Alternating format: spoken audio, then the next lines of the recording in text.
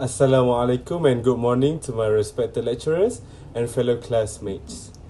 We are from group number 8 and today we will present our FIN533 project, topic 2, retirement planning case study. Our group members are myself, Azim, together with Fatih, Fakrul and Hafiz.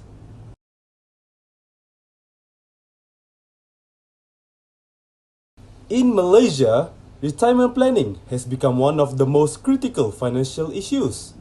Many Malaysians rely almost entirely on Employees Provident Fund, or also known as EPF, for their retirement income. Unfortunately, statistics show that nearly half of EPF contributors have less than 50,000 ringgit saved at the point of retirement. This amount is not sufficient to sustain 20 years of living expenses after retirement. As a result, our project explores how individuals can plan effectively by applying financial concepts such as the time value of money and compounding, ensure that retirement years are financially secure. Let's jump onto the project overview. This project was designed as a financial case study to apply the theories we learned in FIN533. It demonstrates the use of formulas such as future value and present value, along with compound interest in calculating retirement needs. The main aim is to estimate how much our individual needs for retirement and to show how discipline, saving and investment can help achieve this goal. The project also highlights the importance of financial literacy and how teamwork can enhance learning outcomes. Thank you, Azim. So, our case study focused on Mr. Faiz, a 30 years old engineer earning 4,000 ringgit per month. His living expenses are 3,000 ringgit and he currently has 20,000 ringgit in savings. He plans to retire at 60 and expect to live until 80, giving him 20 years of retirement. So, to make the case more realistic, we assume an annual inflation rate of 3% and investment return of 6%. These assumptions are based on average Malaysians conditions and will be used to project his retirement needs and saving plans.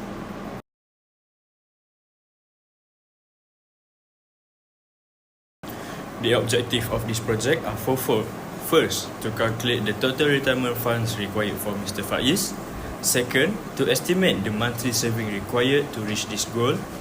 Third, to propose an investment portfolio that balances growth and risk.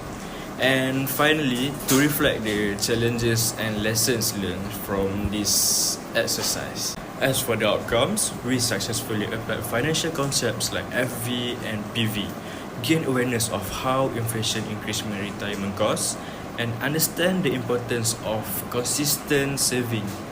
On top of that, the project enhanced our teamwork, problem solving, and also presentation skills. Our calculations are based on 3 assumptions. The first is that inflation will remain at 3% per year, which reflects Malaysia's long-term average and represent the rising cost of living. The second assumption is that investment will generate an average annual return of 6%, and this is realistic for a balanced portfolio of both low and medium risk assets. The third assumption is that Mr. Faiz will live 20 years after retirement from age 60 to 80, and together these assumptions allow us to produce a realistic yet conservative financial projections, giving us a strong foundation for further calculations.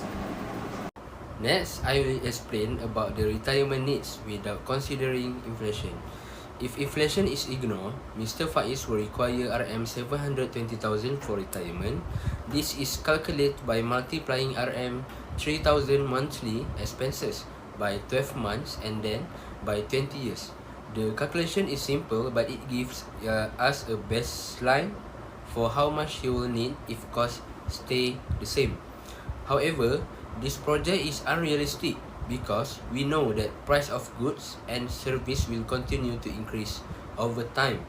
Therefore, This figure is only useful as a starting point for understanding the impact of inflation on retirement planning.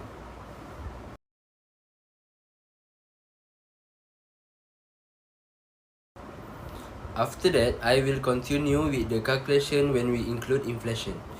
When inflation of 3% is included, Mr. Faiz's monthly expenses will increase from RM 3,000 today to about RM 7,280 by the time he retires at age 60.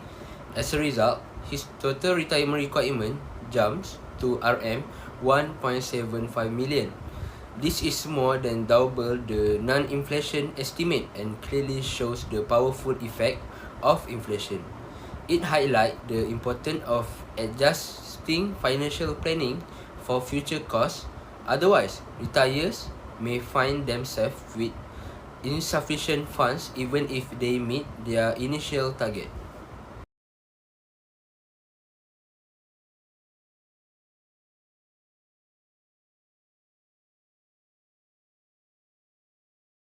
Finally, for my part, I will present the saving projection with investments returns.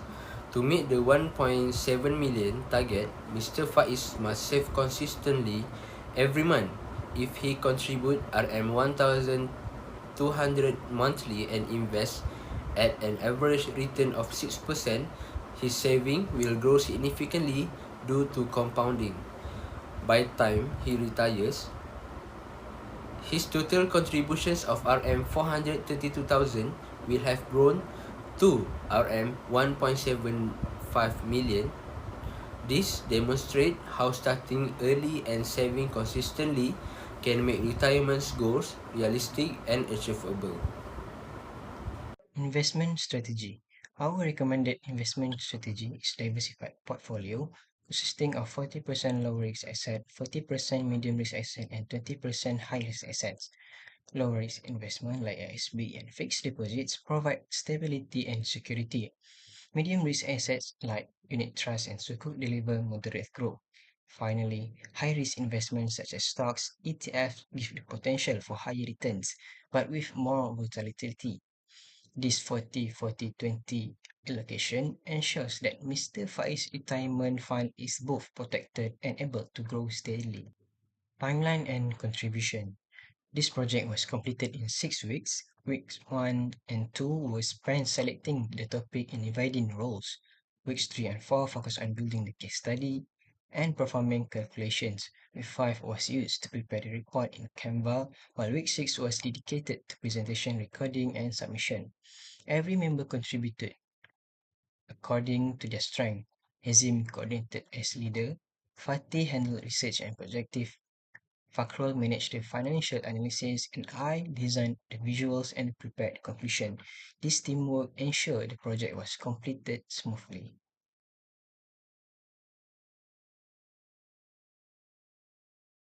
Reflections and lesson learned. One major lesson is that retirement planning must begin early because inflation increases future costs significantly.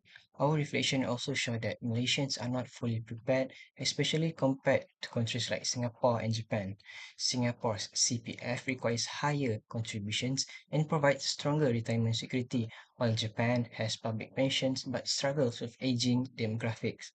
Apart from financial lessons, we also learned valuable soft skills, teamwork, time management, and communication were essential in completing this project. The experience improved both our technical and professional abilities, which will be useful in future careers. Future improvements for this project could include using actual EPF data to produce more accurate projection and conducting survey among Malaysian workers to understand awareness levels. It would be valuable to make a deeper comparison with international retirement systems such as Singapore and Japan. In conclusion, Mr. Faiz requires 7,020 ringgit without inflation, but 1.75 million ringgit with inflation. By saving 1,200 ringgit per month and investing wisely, his retirement target is achievable. The main message is clear. Start early, save consistently, and invest smartly to achieve financial independence in retirement. Thank you.